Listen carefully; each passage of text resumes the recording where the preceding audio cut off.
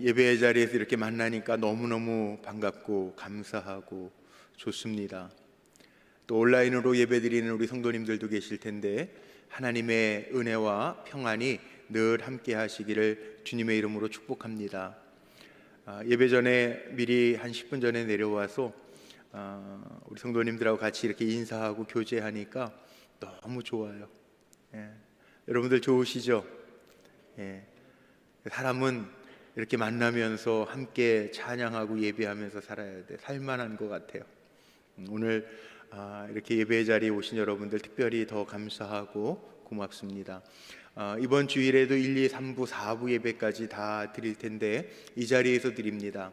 200명, 우리 교회가 2,000석 정도가 되는데 넘게 되는데 한 200명 정도는 넉넉하게 오셔서 앉으시면 될 것 같습니다. 편안한 마음으로 오시면 좋겠습니다. 이제 오늘 우리에게 주시는 하나님의 말씀 함께 보도록 하겠습니다. 신약성경 누가복음 4장 16절로 19절에 있는 말씀을 제가 받들어 읽겠습니다. 신약성경 94쪽 누가복음 4장 16절로 19절에 있는 말씀입니다. 예수께서 그 자라나신 곳 나사렛에 이르사 안식일에 늘 하시던 대로 회당에 들어가사 성경을 읽으려고 서심해 선지자 이사야의 글을 들이거늘 책을 펴서 이렇게 기록된 데를 찾으시니 곧 주의 성령이 내게 임하셨으니 이는 가난한 자에게 복음을 전하게 하시려고 내게 기름을 부으시고 나를 보내사 포로된 자에게 자유를 눈먼 자에게 다시 보게 함을 전파하며 눌린 자를 자유롭게 하고 주의 은혜의 해를 전파하게 하려 하심이라 하였더라. 아멘. 아멘.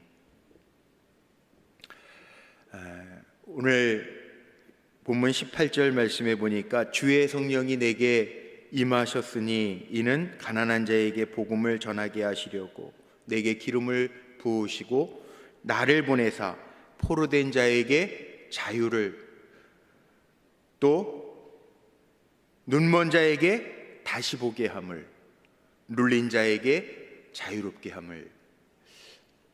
오늘 그동안 예배의 자리에서 함께 못 만나다가 눌려 있다가 이렇게 모이니까 정말 좋은 것 같아요. 너무너무 좋은 것 같아요. 그러나 저는 그런 기도 참 많이 했습니다. 코로나 때문에 우리가 집에 갇혀 있고 재택근무를 하고 학교에 나가지 아니하고 그렇게 갇혀 있는 것 같으나 어디 있으나 언제든지 하나님 앞에서 정직한 성숙을 이루는 늘 하나님 앞에서 사는 신앙의 훈련들을 통해서 하나님이 기뻐 받으시는 종들이 다 되시기를 축복하고 기도했습니다. 그런 분들이 되시기를 바랍니다. 어디에 있든지 언제나 어디서나 하나님과 함께하는 자라는, 하나님 나와 함께 하시고 나를 기억하고 계시고 나와 함께 하시는 자라는 거 꼭 기억하며 사시기를 바랍니다.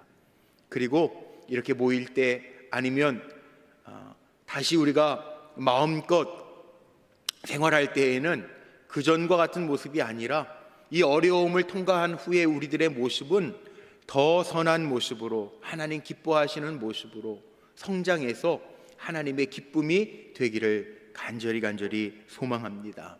그런 마음으로 금요 우리 성령 간증 예배에 복음적인 삶이라고 하는 시리즈 1월달 말씀을 준비했습니다. 오늘은 그 세 번째 시간이죠. 가난한 자에게 복음을 이라고 하는 제목으로 말씀을 나누려고 합니다. 사람들은요 살아가면서 높은 자리, 빛나는 자리를 참 좋아하고 갈망하면서 삽니다.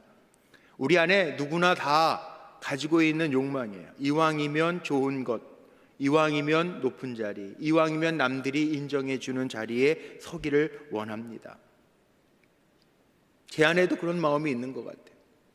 제가 구약성경에 나오는 다윗을 참 좋아하는데 다윗은 어떤 사람이에요? 하나님의 마음에 합한 자였고요, 세상의 모든 권세를 가졌고요, 하나님이 다윗에게 평안의 복을 더하여 주셔서 다윗이 유대를 40년 동안 통치하는 동안에 하나님께서 그 영토를 넓히시고 평안의 복을 주셨어요.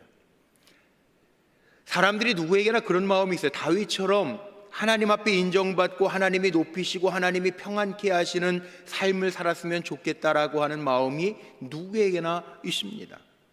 그런데 성경은요, 다윗이 그 평안함과 그 높은 자리에 이르기까지 다윗은 인생에 있어서 아주 기쁨을 맛봅니다.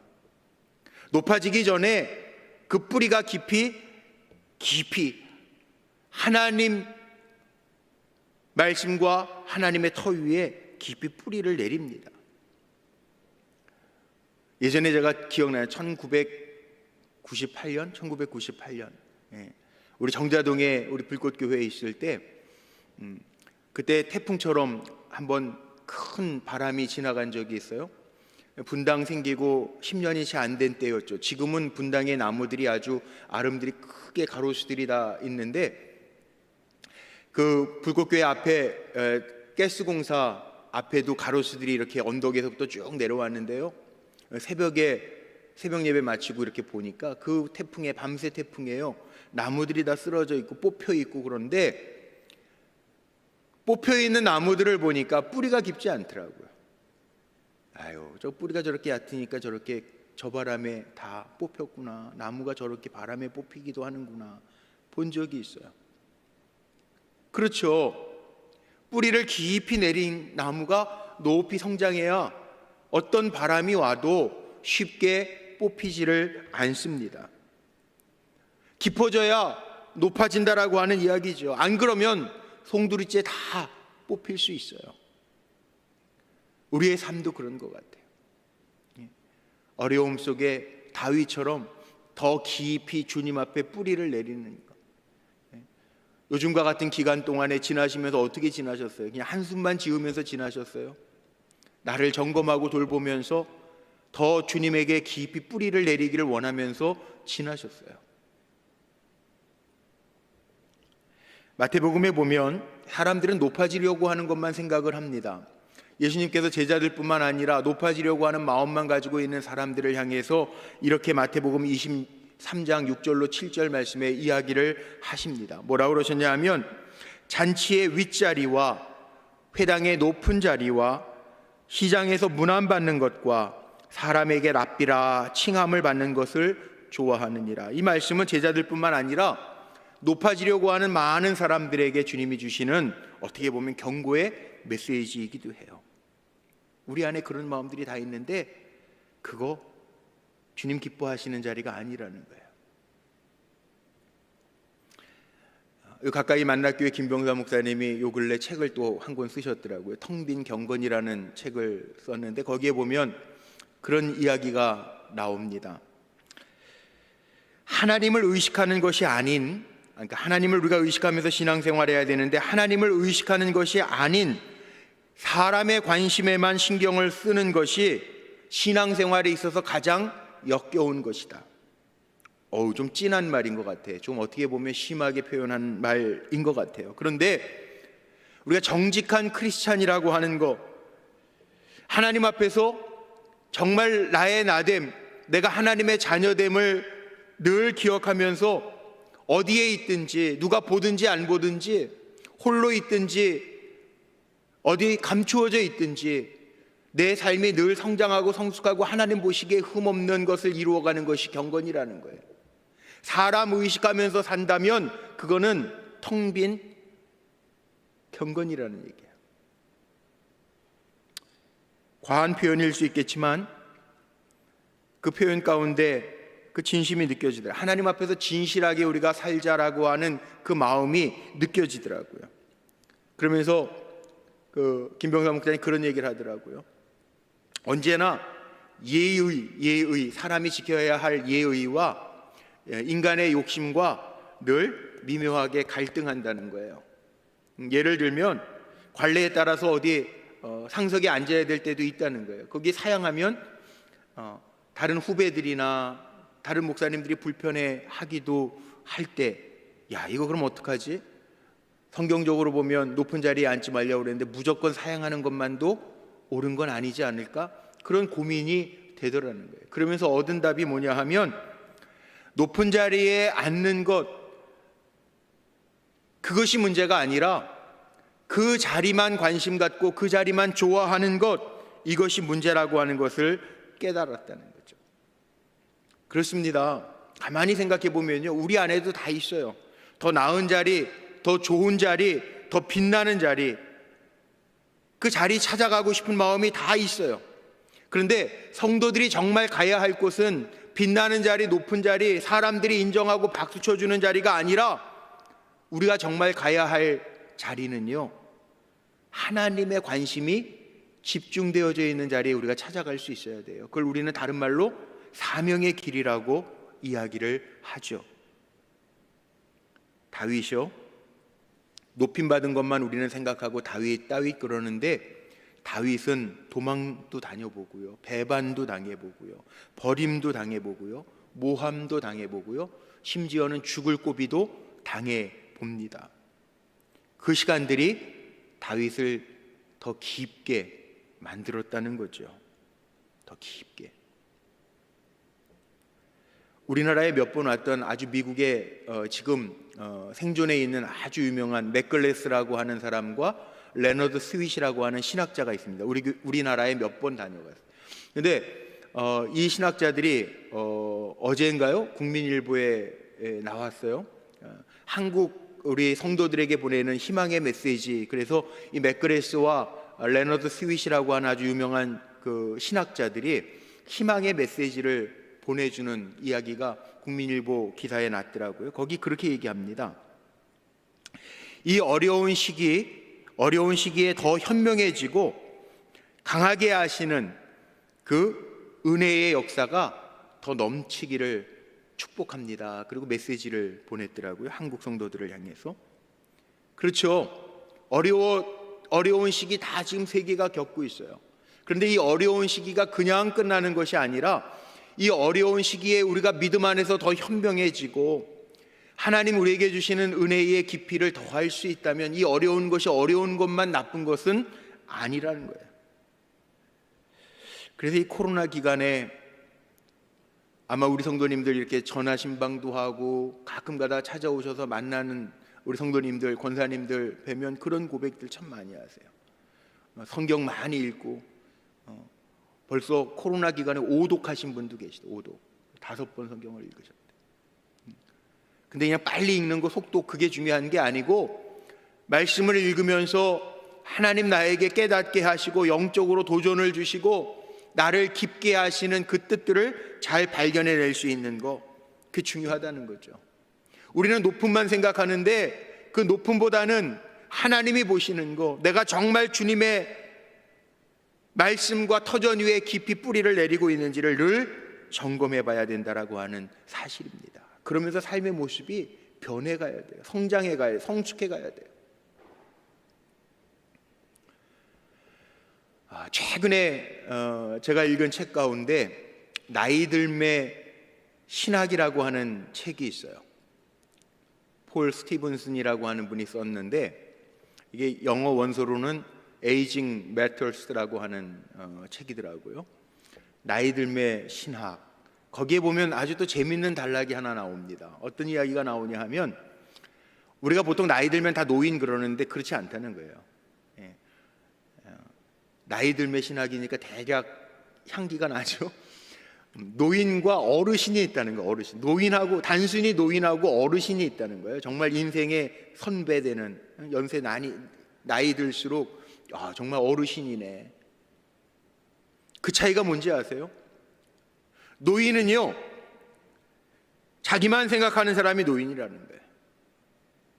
어른은 어떤 사람이냐면 나이 들어서 나도 약하고 부족한 것도 많은데 늘 다른 사람을 생각하는 사람, 어르신이라는 거예요.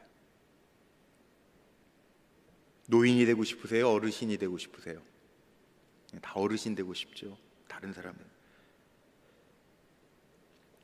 요즘 젊은 세대들은 나이만 많은 사람들, 그리고 자기 생각하고 자기 입장에서만 말하는 사람들을 흔히 꼰대라고 이야기한다는데, 여기 어르신과 노인의 이야기를 읽어가면서 제 마음속에 어떤 생각이, 이 인생을 내가 어떻게 살 건가를 늘 돌아보라고 하는 이야기로 저는 들려지더라고요. 나만 생각하는 사람이 크리스찬 아니잖아요. 다른 사람을 생각할 수 있는 사람이 크리스찬이잖아요. 이게 선한 영향력, 하나님 생각하고 이웃을 사랑할 수 있는 삶을 살아가는 것이 크리스찬이죠. 단순히 나이 먹었다고 어르신이 아니라는 얘기. 그렇다면은 예수님 한번 보세요. 오늘 제가 예수님의 말씀 읽었는데, 예수님이 성령 내게 임하사 포로된 자에게 자유를, 눈먼 자에게 다시 보게 함을, 눌린 자에게 자유를 말씀하시는데요, 예수님은요 육신적으로만 보면 33이에요. 이 땅에서 사신 연한이 33. 예수님 결혼도 안 했잖아. 말 그대로 청년이에요, 청년. 육신만 보면. 그런데 예수님의 삶을 한번 보자고요. 포로된 자에게 자유를 주시잖아요. 눈먼 자 보기, 다른 사람들을 위해서 사셨잖아요.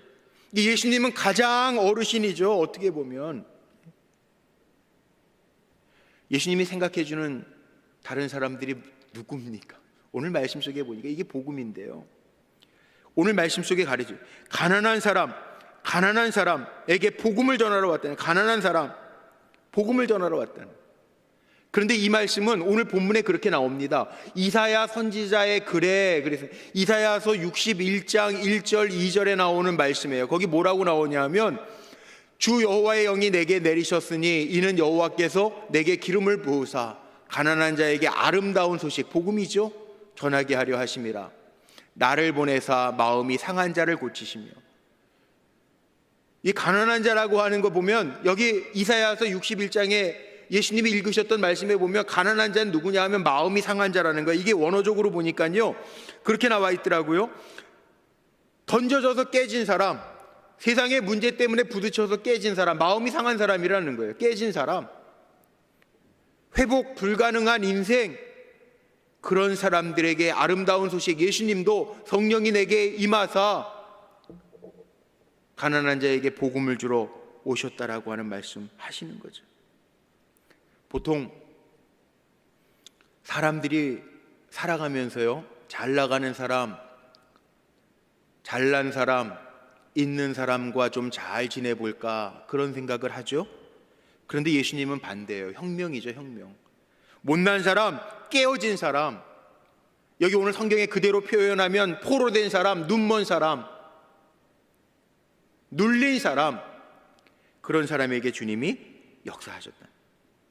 그래서 주님이 이 땅에 오신 게 복음인 이유는 여기에 있는 거죠. 깨진 사람, 상처난 사람, 상한 마음을 가진 사람, 그런 사람에게 자유함을 주기 위해서, 눌린 사람에게 자유함을 주기 위해서 주님이 오셨다. 오늘 말씀에 가난한 자에게 복음을 전하기 위하여 오셔서 나를 보내사, 여기 세 가지로 얘기하잖아요. 포로된 자, 눈먼 자, 눌린 자, 그들을 위해서 예수님이 오셨다는 거예요.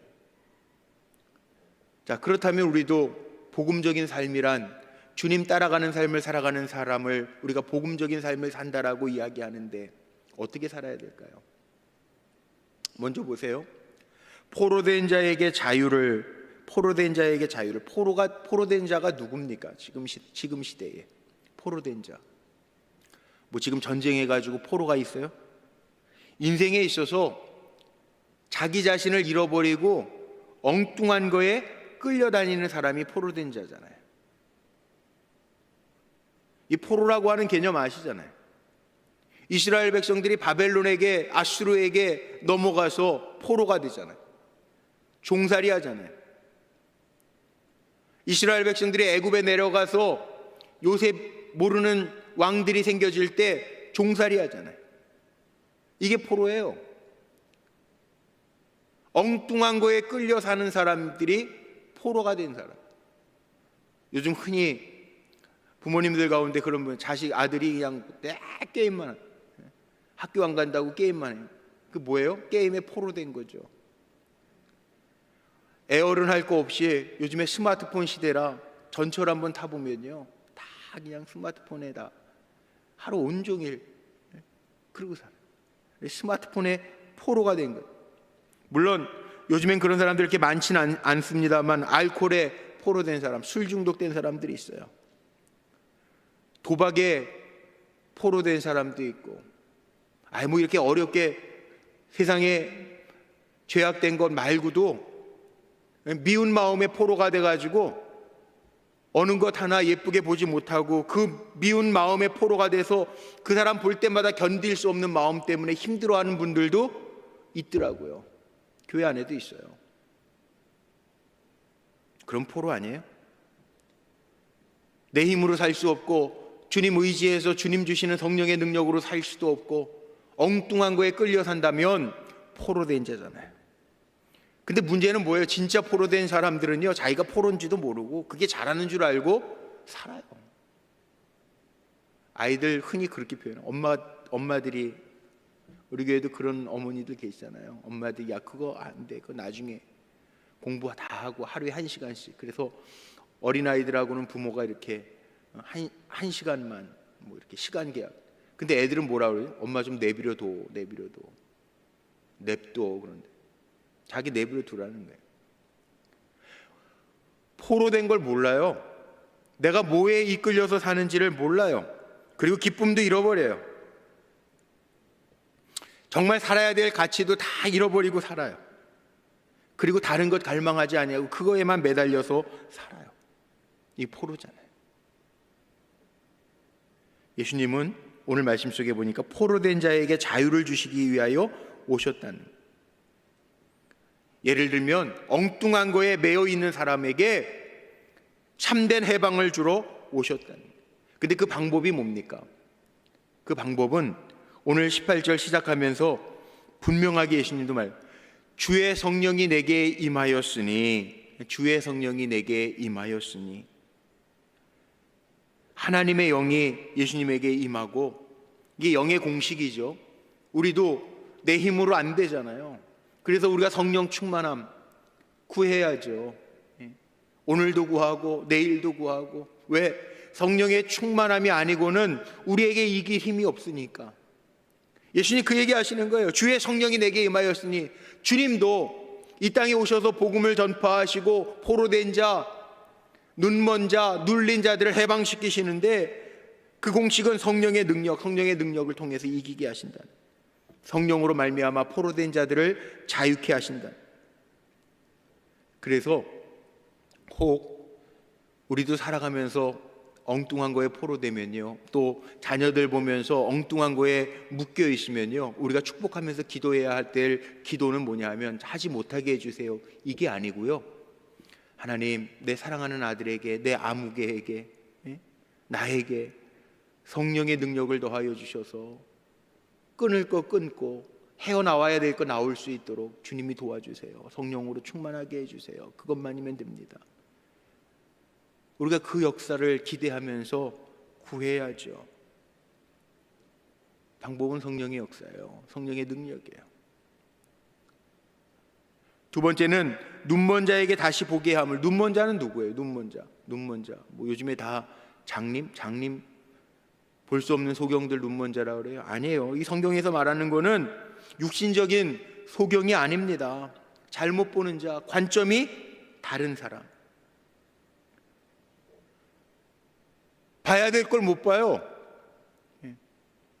눈먼 자에게 다시 보게 함을, 봐야 될 것을 제대로 보게 하시는 하나님의 역사, 그 이루기 위하여 예수님이 이 땅에 오셨다는 거예요. 신앙생활하는데 봐야 될 것, 살아계신 하나님, 보이지 아니하지만 그 살아계신 하나님이 느껴지고 보여져야 되는데 엉뚱한 거 붙들고 바라보면서 사는 사람들이 있어요. 모세도 한번 보죠. 모세 이야기 속에 모세가 애굽에서 공주의 아들처럼 잘 자라서 이스라엘 사람이 애굽 사람에게 놀림받고 모욕당하는 거 참지 못해서 애굽 사람을 쳐 죽이잖아요. 그래서 광야 생활 40년 했나요? 우리 보통 그렇게 생각해요. 모세가 애굽 사람 죽인 것 때문에, 이스라엘 사람들이 모욕받는 것 때문에, 그래서 내가 이렇게 광야 생활한다라고 생각했을지도 몰라요. 40년이라고 하는 긴 시간을 그렇게 야인처럼 지냅니다. 그런데 정말 그러냐고요? 아니에요. 모세는요 40년 동안 광야 생활을 보내면서 그렇게 야인처럼 지냈지만 나중에 하나님 나타나시 말씀해 주시기까지 하나님이 모세야 모세야 부르셔서 그를 이스라엘 민족의 지도자로 세우기까지는 그렇게 생각했는지 몰라요. 그런데 아니라는, 이스라엘 백성이 가나안 땅에서 나와서 애굽으로 내려가서 종살이합니다. 하나님은요 모세를 이미 예비해 두셨고 모세와 함께 하셨고 모세에게 하나님 모든 여건들을 만들어서 어려서 남아들 이스라엘 남자들이 다 죽임을 당할 때 살려놓으시고 가장 안전한 곳에서 어머니 요게벳의 젖을 유모인 줄 알고 먹고 자랐던 하나님이요 어떻게 보면 각본도 그런 각본이 없을 정도로 정확하게 하나님 모세를 만나주셨고 인도해 주셨고 광야로 내보내셨고 다시 부르셔서 그의 40년을 하나님의 일 사명을 위해서 사용하시잖아요. 이게요 눈먼 자에게 찾아오셔서 다시 보게 하시는, 다시 사명으로 일으켜 주시는 하나님의 방법이라는 거예요. 우리 어려운 시간들 보내고 있습니다. 다 어렵습니다. 교회만 어려운 게 아니고 학교만 어려운 거 아니고 소상공인만 어려운 거 아니고 다 힘들고 어려운 과정들을 우리가 다 지나요. 그런데 우리가 잘 보자고요. 관점을 가지고 여기에 담겨져 있는 하나님의 뜻을 잘 보고 우리가 새롭게 일어나야 될 것 같아요. 그 목적이 있어요. 고통, 하나님 우리 괴롭히려고 하는 게 고통이 아니에요. 필립 얀시라고 하는 분이요 많이 들어보셨죠? 내 안에 하나님이 없다. 필립 얀시라고 하는, 우리나라에서 많은 책들이 소개됐던 이 필립 얀시라는 분이요 고통을 이렇게 해석을 했습니다. 많은 사람들은 하나님이 선을 이루시기 위하여 인간에게 고통을 준다라고 이야기를 해요. 그러면 하나님의 선이 이루어지면 고통은 사라져야 되잖아요. 그런데 필립 얀시는 뭐라고 이야기를 하냐 하면 고통 자체가 우리의 삶을 유익하게 만든다는 거예요. 우리 안에 있어야 된다는 거예요. 그래서 이 고통도 잘 보면 우리의 인생의 유익이라는 거예요. 유익의 원인이 아니고 유익이라는 거예요. 결국은 그 고통 때문에 우리가 구원받는다. 이게 무슨 얘기냐 하면요 더 쉽게 얘기하면 제가 목회하면서 보니까요 거의 99%가 잘 나갈 때 브레이크 밟지 않아도 되는 아주 그냥 잘 나가는 시온의 대로를 달리는 것과 같은 삶을 살아갈 때에는 하나님 잘 안 찾아요. 그런데 참 신기한 게요 문제가 생길 때, 어려움이 있을 때, 고통이 나에게 찾아올 때 그때는 주의 이름을 부르더라고요. 어느 누구도. 그런 면에서 보면 이 필립 얀시가 이야기한 것처럼 고통이 있기 때문에 다시 보게 되고 다시 돌아보게 되고 주님을 부르기 때문에 필립 얀시는 그렇게 표현해요. 고통의 구원이라고. 고통의 구원. 고통 통해서 구원받는다는 거예요. 고통은 우리에게 유익을 준다는 거예요. 고통은 우리로 하여금 하나님을 찾게 하고 새롭게 보게 한다는 거예요. 맞죠? 바울은 성경에서 이렇게 표현했어요. 로마서 5장에 보면 사도 바울은 뭐라고 이야기하냐면 우리가 환난 중에도요 즐거워하나니 이는 환난은 인내를, 인내는 연단을, 연단은 소망을 이루는 줄 알미니라. 고통이라고 다 나쁜 거 아니고요 우리에게 오는 여러 가지 연단과 시험거리가 다 나쁜 거 아니에요. 있어야 돼요. 왜? 그것 때문에 우리에게 소망을 주시는 하나님을 우리가 다시 볼 수 있기 때문에 그래요. 세 번째는 눌린 자에게 자유를 이라는 말이 있습니다. 이게 복음이라는 거죠. 눌린 자. 이 눌린 자는 누굴까요? 눌린 자. 인터넷 댓글들에 보면 요즘에 우리 크리스찬들을 개독인들이라고 그래요. 난 너무 속상해요. 내 목사로서 너무 속상해. 개독인들. 그리고 그런 이야기를 들으면서도 우리가 정말 돌이켜서 반성하고 해야 될 부분들이 있어요. 네. 뭐 얼마 전에 정인이 사건 때문에, 아기 정인이 사건 때문에, 그것도 또 뭐 기독 뉴스나 일반 신문에도 막 이렇게 대해서 특필이 되더라고요. 또 그 문제를 가지고 목사님들이 또 설명을 하고 설교를 하고 그러니까 그거 가지고도 또 그냥 막 댓글들이 너무 마음 아픈 글들이 너무 막 달려요. 그래서 속상하기는 해요. 그런데 우리 교회도 뭐 그런 분들이 있어요. 전화 통화하면서 너무 속상해요. 뭐 막 그러는 분들도 있어요. 속상하죠. 그런데 그럼에도 불구하고 왜 우리에겐 주님이 필요합니까? 그럼에도 불구하고 왜 우리에겐 성령의 능력이 필요합니까? 이 눌린 자들, 눌려있는 사람들이 너무 많아요. 학대도요 대물림이라는 거예요. 뭐 그 정인이의 양가 양 입양한 양쪽의 부모님들도 다 목회자라고 그러고 막 그러니까 더 막 속상하잖아요. 왜 그랬을까? 그런 마음도 들고. 그런데 눌려 있는 거예요. 뭔가에 눌려 있으니까 사람들이요 그 눌려 있는 것 때문에, 어떤 사람은 말의 상처에 눌려가지고 평생 우울하게 사는 사람도 있고요. 어떤 사람은 학대에 눌려서 그렇게 사는 사람도, 어떤 사람은 죄나 분노에 눌려서 자기의 인생을 펴보지도 못하고 눌려서 사는 사람들이 얼마나 많은지 몰라요. 인간은요 그렇게 약해요. 오늘 우리 찬송할 때 주님은 완전합니다, 우리는 연약합니다, 우리는 오늘도 넘어집니다 찬양했잖아요. 그게 우리의 모습이에요. 우리가 강한 것 같은데 우리가 그만큼 약해요. 우리가 센 것 같은데 그만큼 연약해요. 이길 능력도 없어요. 눌려 있으면, 누가 누르면 그 눌려 있는 것 때문에 상처가 되고 아픔이 되고, 또 그렇게 눌려 있는 동안에는 옴짝달싹도 못하고. 보세요, 아무리 예쁜 사람도요 더 예쁜 사람이 나타나서 저 사람이 더 예뻐 그러면 눌려요. 예쁜 거에. 나는 돈이 많어, 뭐가 많어 그러는데 더 높은 사람이 나타나가지고 하면 눌려요. 비교형이에요, 비교형. 어떻게 보면 제가 몇 번 얘기했지만, 제가 지금도 기억나는 게 신학교 2학년 때인데요, 그때 교육국 총무님이셨던 이혜성 목사님 오셔서 그 신학대학 안에 채플 설교하실 때 눌리지 말라는 설교를 하시더라고요. 근데 다 인생 살다 보면 나이 들어갈수록 자기 과시형이 된다는 거예요. 그 목사님도 저기 동창회를, 그 재물포고등학교 출신이시잖아요. 근데 그 얘기 하시래요. 고등학교 동창회를 아주, 목사니까 동창회 안 가시다가 50 넘어서 가봤다는 거예요. 그랬더니 잘 나가는 친구들만 힘주고 있더래요. 명함 뿌려가면서. 뭐 괜히 친구들 모임 하는데 막 별 달고 모자 쓰고 군복 입고 오고. 그게 뭐 옛날 얘기예요. 80년대 중반 얘기예요.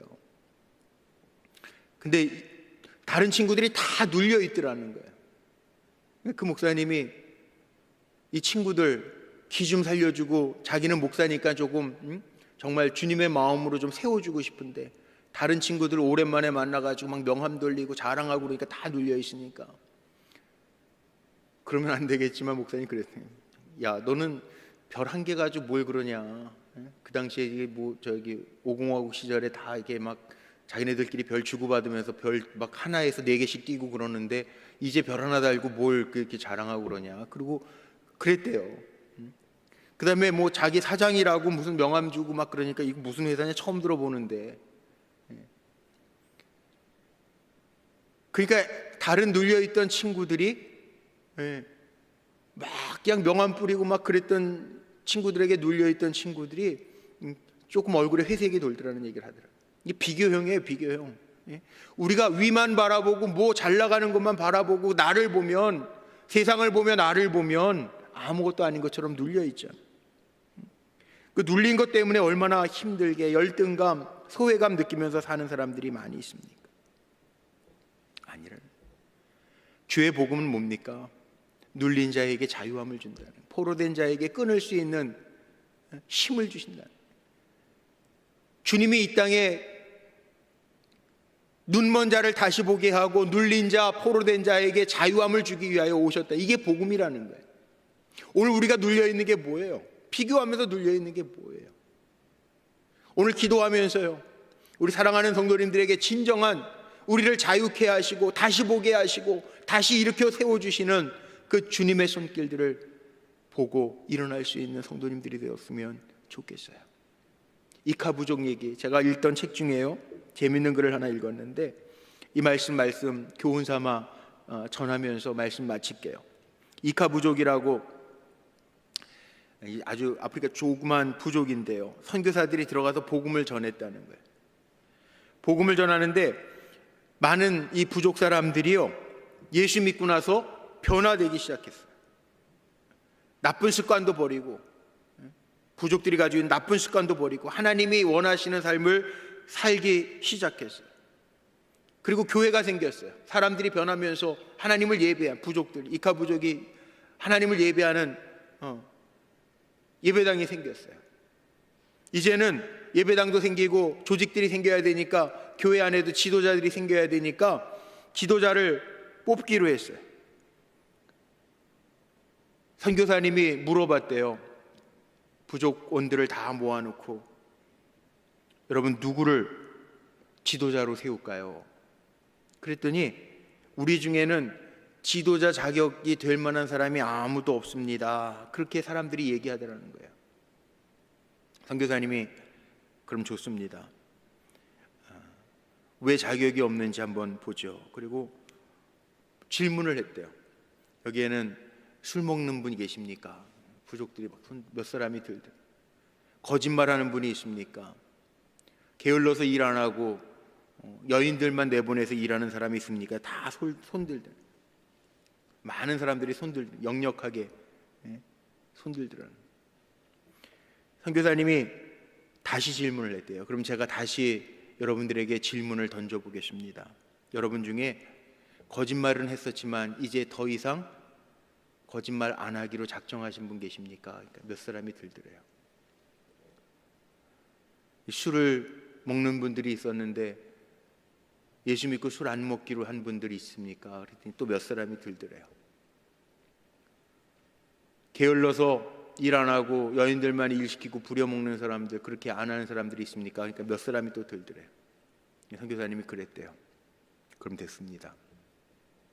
예수 믿고 이렇게 변화된 분들이 있으니까 이분들이 이카 부족을 신앙으로 잘 이끌어주면 되겠습니다 라고 하는 말을 했다는 거예요. 그리고 나서 부족들을 세웠대요. 지도자들을 세웠대요. 우리도 마찬가지입니다. 오늘 제가 결론을 이렇게 내리고 싶어요. 예수님이 이 땅에 왜 오셨냐면, 예수님이 이 땅에 오신 게 왜 우리에게 복음이냐 하면 우리를 자유케 하시기 위해서 오셨기 때문에 복음이에요. 저는 오늘 그런 마음으로 기도했어요. 우리 성도님들 가운데 혹 힘들고 어려운 때를 지나지만 나를 짓누르는 거 있다면 오늘 기도하면서 성령의 능력 안에서 해결되어지는 이 밤이 되기를 소망합니다. 예수로 말미암아 진정한 자유를 얻고 우리가 하나님의 창조물로서 온전케 하시는 하나님의 역사를 체험하고 일어날 수 있는 성도들 되시기를 축복합니다. 우리 안에 누가 계시다고요? 하나님 계시잖아요. 하나님 계시잖아요.